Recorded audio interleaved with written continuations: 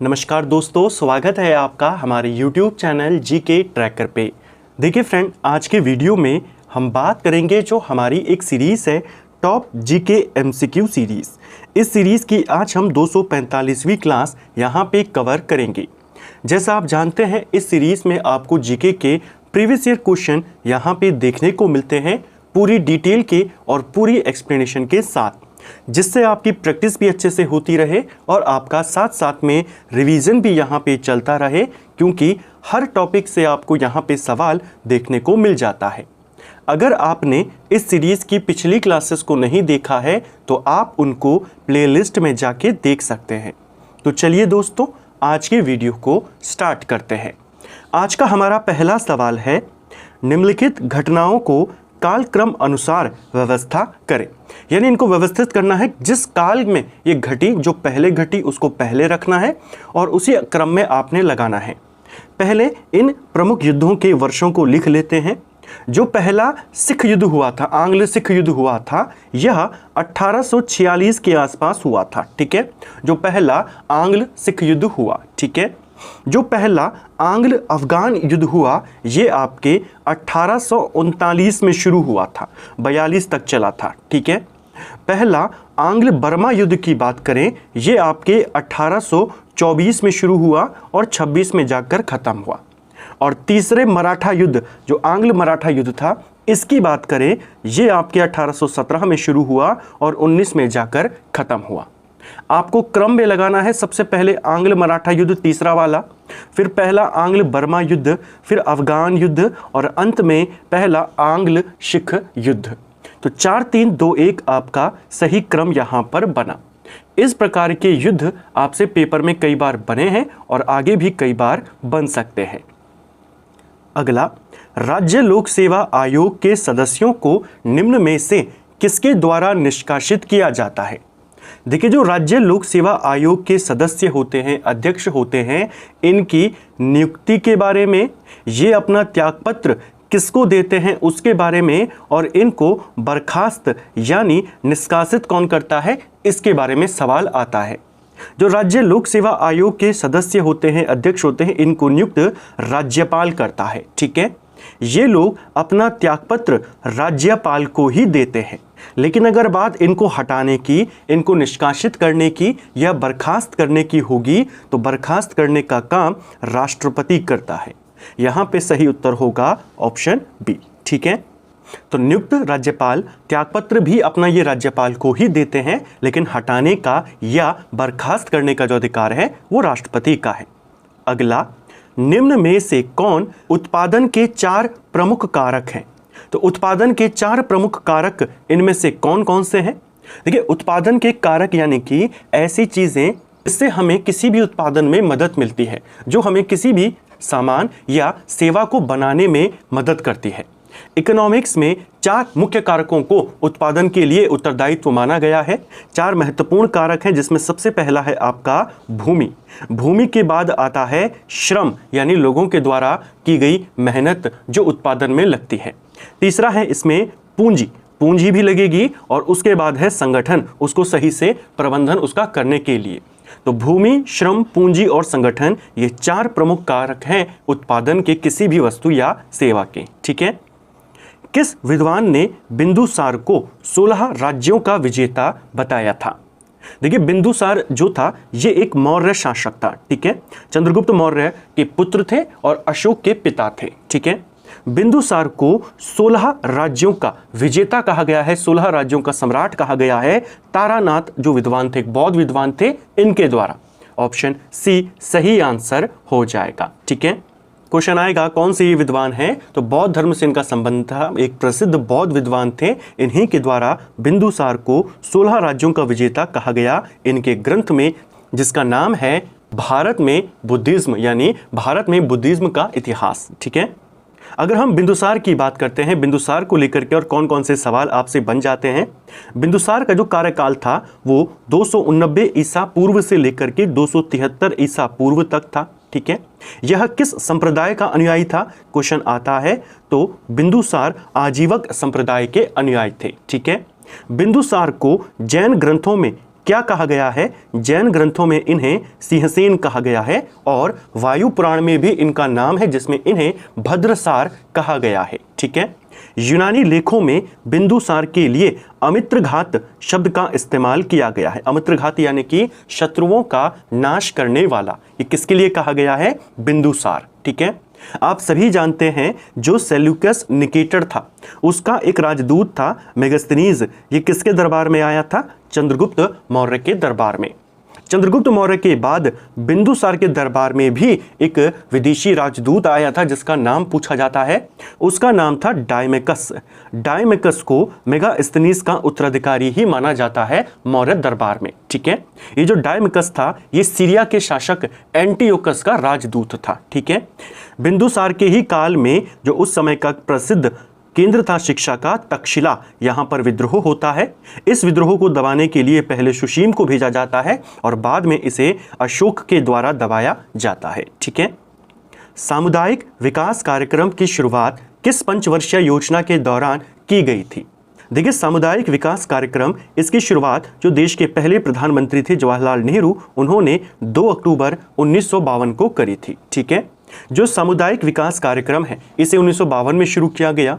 1953 में राष्ट्रीय प्रसार सेवा को शुरू किया गया। इन दोनों को ध्यान रखना। इन्हीं दोनों कार्यक्रमों की समीक्षा करने के लिए 1957 में एक समिति बनाई गई जिसका नाम था बलवंत राय मेहता समिति। वो इन्हीं 2 कार्यक्रमों की समीक्षा के लिए थी। बेसिकली पंचायती राज से पहले यही सिस्टम लागू किए गए, बाद में ये उतने सफल नहीं रहे। तो क्यों इनके असफलता का कारण था, क्यों ये सफल नहीं रहे, उसके लिए एक कमेटी बनाई गई बलवंत राय मेहता समिति, जिसने कैसे इनमें सुधार किया जाए और त्रिस्तरीय पंचायती राज व्यवस्था की जिसने नींव रखी।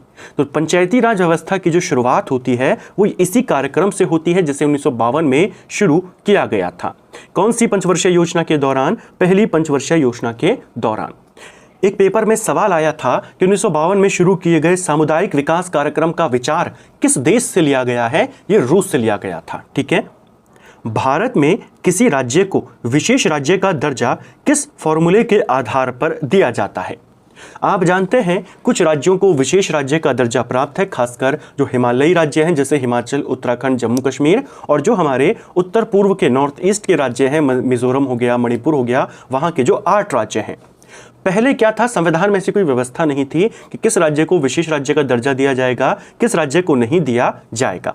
1969 में जो 5वां वित्त आयोग के अध्यक्ष थे उस समय DR गाडगिल, उनके द्वारा एक फॉर्मूला निर्धारित किया गया कि इस आधार पर हम राज्यों को विशेष राज्य का दर्जा देंगे।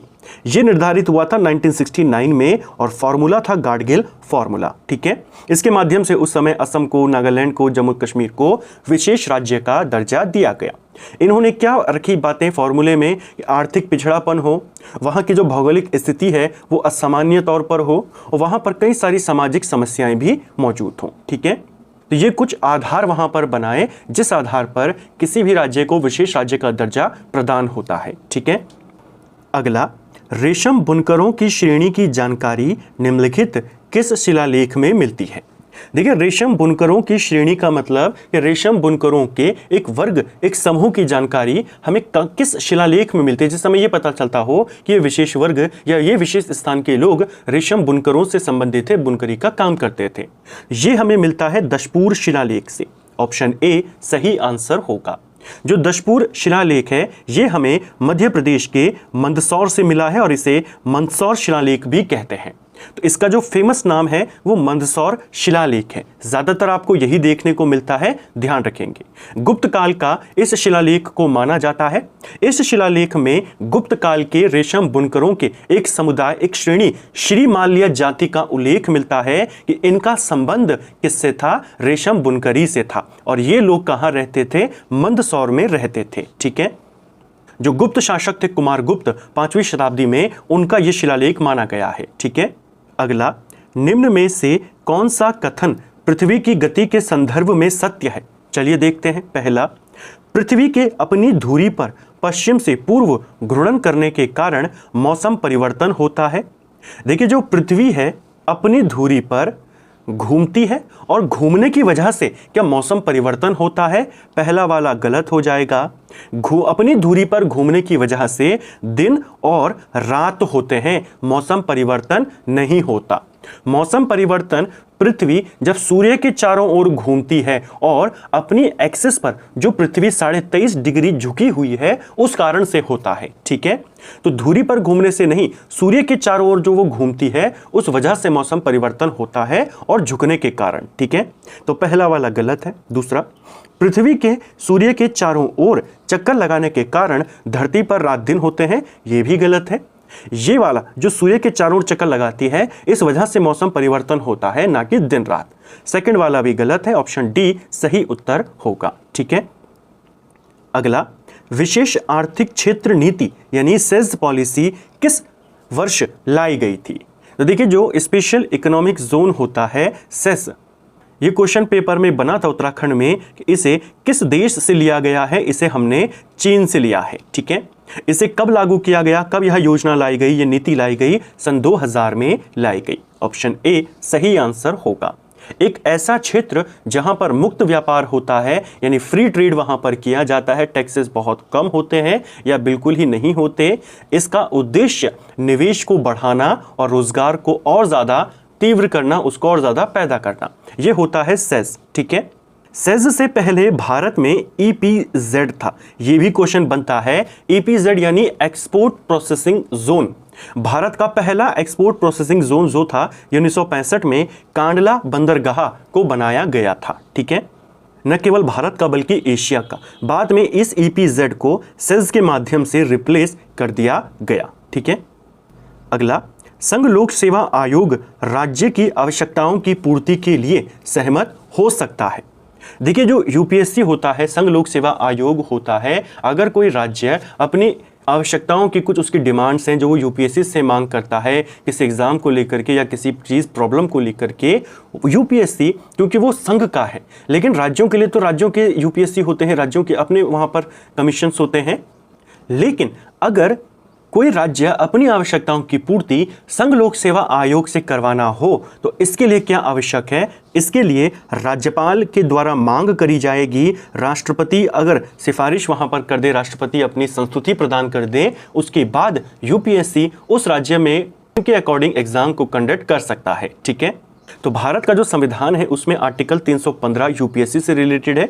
इसी का 315 का जो चौथा खंड है वो ये कहता है कि यदि किसी राज्य के राज्यपाल के द्वारा यूपीएससी से उस राज्य की आवश्यकताओं को पूरा करने का अनुरोध किया जाता है और फिर राष्ट्रपति उसको अनुमोदित कर देते हैं तो उस राज्य की सभी या किसी भी आवश्यकता को पूरा करने का काम यूपीएससी कर सकता है। ठीक है, अगला, नगर पालिका का सदस्य चुने जाने के लिए कोई व्यक्ति निर्हित नहीं होगा, यानी अयोग्य नहीं होगा।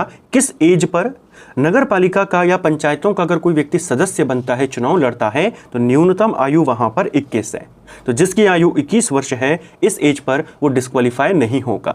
बाकी 18 वाला, 20 वाला, 19 वाला चुनाव नहीं लड़ सकते। ठीक है, निम्नलिखित राज्यों में से कौन राज्य सर्वाधिक वन आच्छादित है प्रतिशत में? तो सबसे ज्यादा वन आच्छादन किस राज्य में है, आपने ये बताना है। देखिए, हाल ही में आप जानते हैं दिसंबर 2024 में जो 18वीं वन रिपोर्ट थी वो आई थी। वन रिपोर्ट में किस राज्य में कितना वन आच्छादन रहा प्रतिशत में या वर्ग किलोमीटर में, वो पूछा जाता है। सबसे ज़्यादा वन आवरण कहाँ पे रहा? मध्य प्रदेश में रहा, लगभग 77,000 वर्ग किलोमीटर। इसके बाद अरुणाचल प्रदेश का रहा लगभग 65,000 वर्ग किलोमीटर। फिर छत्तीसगढ़ का रहा लगभग 55,000 वर्ग किलोमीटर। यहाँ पे प्रतिशत में पूछा है, प्रतिशत के हिसाब से सबसे ज़्यादा वन आच्छादन लक्षद्वीप में रहा 91% के करीब। ठीक है, नंबर 2 पर मिजोरम रहा लगभग 85% और फिर अंडमान निकोबार रहा लगभग 81%। यहाँ पर मिजोरम दिया है, यही आपका उत्तर होगा। ठीक है, भारत में वायु परिवहन कब प्रारंभ किया गया था? तो भारत में वायु परिवहन की शुरुआत कब से हुई है? तो भारत में वायु परिवहन को 1911 में शुरू किया गया था। ऑप्शन ए सही उत्तर होगा। 1911 में प्रयागराज से नैनी के बीच में दुनिया की पहली विमान डाक सेवा को शुरू किया गया और इसी के साथ भारत में वायु परिवहन की शुरुआत होती है। भारत में वायु सेवाओं का राष्ट्रीयकरण कब किया गया? तो 1953 में किया गया। ठीक है, चरवाक दार्शनिक प्रणाली क्या कहलाती है? तो देखिए, जो चरवाक दार्शनिक प्रणाली है इसे लोकायत प्रणाली भी कहा जाता है। ऑप्शन बी सही उत्तर होगा। ठीक है, विभिन्न भारतीय दर्शनों के बारे में एक सिंगल वीडियो हमारा बना हुआ है हमारे सेकंड चैनल ट्रेंडिंग जीके पर। विभिन्न भारतीय दर्शनों के बारे में डिटेल से जाना था वहां पे। देखिए, जो लोकायत प्रणाली है इसी को चरवाक प्रणाली भी कहते हैं। इसको बृहस्पति के द्वारा इसको दिया गया था। इसका जो बेसिक सिद्धांत है वो ये है कि जो कुछ भी है या जो भी चीज़ें हो सकती हैं वो केवल वही सच है जो हम देख सकते हैं, जो महसूस कर सकते हैं।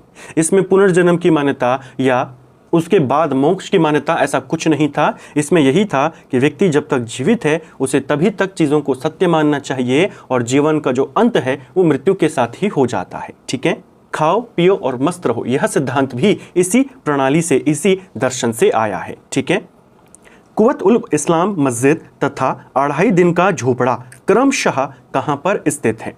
देखिए, कुव्वत उल इस्लाम मस्जिद जो है इसे भारत की पहली मस्जिद माना जाता है। इस मस्जिद का निर्माण दिल्ली में पृथ्वीराज चौहान ने जो राय पिथौरागढ़ किला बनाया था उसके स्थान पर किया गया। ठीक है, यानी यह मस्जिद कहाँ पर है? ये आपके दिल्ली में है। अढ़ाई दिन का झोपड़ा बात करें, ये आपके अजमेर में है। ठीक है, इन दोनों का निर्माण जो दिल्ली सल्तनत का संस्थापक था कुतुबुद्दीन ऐबक, उसके द्वारा किया गया। तो दिल्ली और अजमेर सही उत्तर होगा। ठीक है, अगला, भू राजस्व की स्थायी बंदोबस्त प्रणाली एवं रैयतवाड़ी प्रणाली क्रमशः कहां पर शुरू की गई? देखिए, भूमि राजस्व की ब्रिटिश काल में जो भूमि राजस्व की व्यवस्थाएं थी, 3 प्रमुख व्यवस्थाएं थी, जिसमें आपकी जमींदारी बंदोबस्त था, रैयतवाड़ी था और महलवाड़ी था। जो स्थायी बंदोबस्त था उसे ही जमींदारी बंदोबस्त भी कहते थे। इसे लगभग 19% क्षेत्र में भारत के लागू किया गया था, जिसमें बंगाल का इलाका, बिहार, उड़ीसा ये इलाके प्रमुख थे। यानी ये कहां पर हुई? बंगाल में। जो रैयतवाड़ी व्यवस्था थी इसे 51% क्षेत्रफल में भारत के लागू किया गया। मुख्य तौर पर यह आपके मद्रास में लागू हुई थी। ठीक है, मद्रास प्रेसिडेंसी में, बंबई में, असम के कुछ इलाकों में यही वाली लागू हुई। इसके बाद आती है महलवाड़ी व्यवस्था। 30% क्षेत्र में वो लगी थी, लगभग उत्तर प्रदेश, पंजाब और मध्य भारत का जो इलाका है वहां पे। तो बंगाल और मद्रास इसका सही आंसर होगा। आधुनिक भारत के इतिहास की निम्न घटनाओं को कालक्रम अनुसार व्यवस्थित करें। 4 इंपॉर्टेंट घटनाएं दी गई हैं। पहले इनके वर्षों को लिखते हैं। स्वदेशी आंदोलन कब आया था? स्वदेशी आंदोलन बंगाल विभाजन के विरोध में 7 अगस्त 1905 में इसे शुरू किया गया था। ठीक है, स्वदेशी आंदोलन को कलकत्ता के टाउन हॉल से इसकी घोषणा करी गई थी। इसके तहत सभी ब्रिटिश वस्तुओं का, ब्रिटिश सरकारी नौकरियों का, शिक्षण संस्थानों का बहिष्कार किया गया था। ठीक है, इस आंदोलन को बंग भंग विरोधी आंदोलन के नाम से भी जाना जाता है। ठीक है, लखनऊ समझौते की बात करते हैं। लखनऊ समझौता 1916 में हुआ था। कांग्रेस का लखनऊ अधिवेशन हुआ, यहीं पर कांग्रेस का एकीकरण भी हुआ और यहीं पर कांग्रेस और मुस्लिम लीग के बीच में समझौता हुआ, जिसे लखनऊ समझौते के नाम से जाना जाता है। इसी समझौते के तहत कांग्रेस ने जो मॉर्ले मिंटो सुधार के तहत सांप्रदायिक निर्वाचन की बात कही गई थी, उस बात को स्वीकार कर लिया था। ठीक है, क्वेश्चन आता है इस समझौते का विरोध किसने किया था? तो मदन मोहन मालवीय ने इसका विरोध किया था। ठीक है, इसी समझौते के बाद सरोजनी नायडू ने मोहम्मद अली जिन्ना को हिंदू मुस्लिम एकता का दूत कहा था। मुख्य तौर पर यह जो समझौता हुआ था, मुस्लिम लीग यानी जिन्ना और कांग्रेस के जो समय बड़े नेता थे लोकमान्य तिलक, उनके बीच में हुआ था। ठीक है, क्वेश्चन आता है लखनऊ समझौते में महत्वपूर्ण व्यक्ति कौन थे? तो आप कहेंगे तिलक और जिन्ना। ठीक है, यहाँ पे अगला है मॉर्ले मिंटो सुधार। मॉर्ले मिंटो सुधार 1909 में आया था और मुस्लिम लीग की स्थापना ये 1906 में हुई थी। क्रमवार लगाना है। सबसे पहले स्वदेशी आंदोलन हुआ यानी कि 1 आ जाएगा, फिर आपका मुस्लिम लीग बनी यानी कि आपका 4 आ जाएगा, फिर आपका मॉर्ले मिंटो सुधार हुआ यानी कि आपका 3 आ जाएगा और फिर 2। 1 4 3 2 इसका सही विकल्प होगा। ठीक है, निम्न में से भारत के किस भाग में सामान्यतः प्रवाल द्वीप यानी एटॉल्स पाए जाते हैं? तो भारत में आमतौर पर जो प्रवाल द्वीप हमें देखने को मिलते हैं, कहाँ पर देखने को मिलते हैं? एटॉल्स जो देखने को मिलते हैं ये मिलते हैं लक्षद्वीप के नज़दीक। ऑप्शन डी सही आंसर होगा।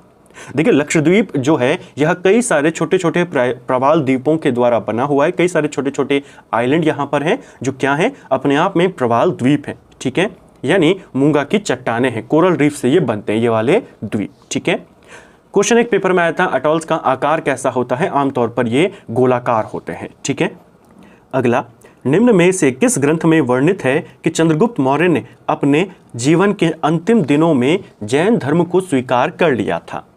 किस शासक ने अपने जीवन के अंतिम समय में जैन धर्म को स्वीकार किया? वो था चंद्रगुप्त मौर्य। ठीक है, किस ग्रंथ में ये जानकारी मिलती है? परिशिष्ट पर्वन, ऑप्शन सी सही आंसर हो जाएगा। ठीक है, इस ग्रंथ को इसत विरावली के नाम से भी जाना जाता है, ये इसी का नाम है। बेसिकली जो परिष्ट पर्वन है या सत विरावली है, चाणक्य का जीवन चरित्र के नाम से या चाणक्य के जीवन चरित्र के लिए फेमस है। ठीक है, इसकी रचना एक प्रसिद्ध जैन विद्वान हेमचंद्र के द्वारा लिखी गई है। इसी ग्रंथ में चंद्रगुप्त मौर्य के प्रारंभिक जीवन के बारे में, मगध को उनकी विजय के बारे में, उनके शासनकाल के अंतिम दिनों में जैन धर्म को स्वीकार करने के बारे में हमें जानकारी मिलती है। ठीक है, निम्नलिखित को कालक्रम में यहाँ पर व्यवस्थित करना है। 3 राजवंश दिए गए हैं, सातवाहन राजवंश, वाकाटक राजवंश और चालुक्य राजवंश। जो सातवाहन राजवंश था, इसकी स्थापना लगभग पहली शताब्दी में हो जाती है। 100 ईस्वी के आसपास इस वंश का सबसे महान राजा जो था गौतमीपुत्र सातकर्णी, वो शासक बन जाता है, यानी पहली शताब्दी में ही इसकी स्थापना हो गई थी। ठीक है, तो सबसे पहले आपका सातवाहन राजवंश आएगा। दूसरे पे आता है वाकाटक राजवंश, जिसकी स्थापना लगभग 255 ईस्वी में होती है। और फिर आता है चालुक्य राजवंश, जो लगभग 540 के आसपास, 543 के आसपास स्थापित हुआ था। तो 3 प्रमुख राजवंश हैं जिनके बारे में पूछा जाता है। सबसे पहले सातवाहन, फिर वाकाटक और फिर चालुक्य। ऑप्शन डी सही उत्तर हो जाएगा। ठीक है, इसे भी आपने ध्यान रखना है। तो फ्रेंड्स, ये था हमारा आज का वीडियो जिसमें हमने जीके के 20 इंपॉर्टेंट सवालों को यहाँ पे देखा। कोशिश करिए इन क्वेश्चन को पूरी डिटेल में एक्स्ट्रा फैक्ट के साथ यहाँ पे कवर करने की, जिससे आपके जो रिवीजन है और जो कॉन्सेप्ट हैं वो और अच्छे से क्लियर हो सके। उम्मीद करता हूँ आपको आज का वीडियो पसंद आया होगा। अगर आपको ये वीडियो पसंद आई है तो वीडियो को लाइक करें, चैनल पर नए हैं चैनल को सब्सक्राइब करें, अपने दोस्तों के साथ शेयर करें। वीडियो आपको कैसा लगा कमेंट बॉक्स में हमें ज़रूर बताएं। साथ ही जो हमारा इस हफ्ते का मॉक टेस्ट होना है वो आपका कल हो जाएगा। उसकी पीडीएफ, मॉक टेस्ट का पीडीएफ आपको मॉर्निंग में टेलीग्राम चैनल पर मिल जाएगा, जिसे आपने इवनिंग तक सॉल्व करना है। सॉल्यूशन इवनिंग में आपको मिल जाएगा। Thank you friends.